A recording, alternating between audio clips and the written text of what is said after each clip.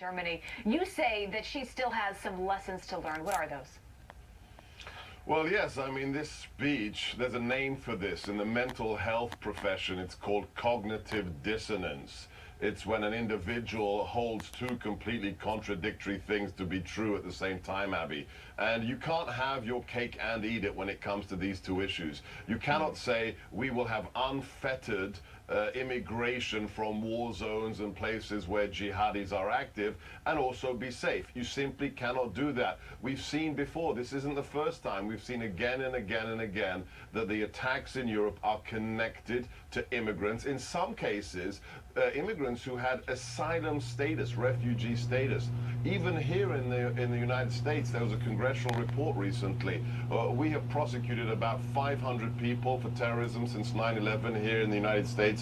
Half of them were not born here, and many of them were on visas that had expired or were actually asylum seekers here in the United States. So you can't have national security and as much immigration as you want. Right, and we're seeing this play out all over the place, just most recently in Istanbul, Turkey. But we've already seen it play out here in our own backyard. You think about that nightclub attack in Orlando just this past year.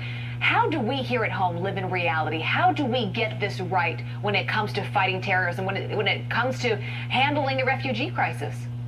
Well, the first thing's already happened. The American people have spoken. So on November 8th, we elected somebody who gets it, who understands that having borders, having real vetting, not the false kind of, smoke and mirrors that we have today, is absolutely non-negotiable. Donald Trump is going to change how we do this. We're going to see numbers decrease. And also, one of the big things we have to do is follow the lead of the NYPD.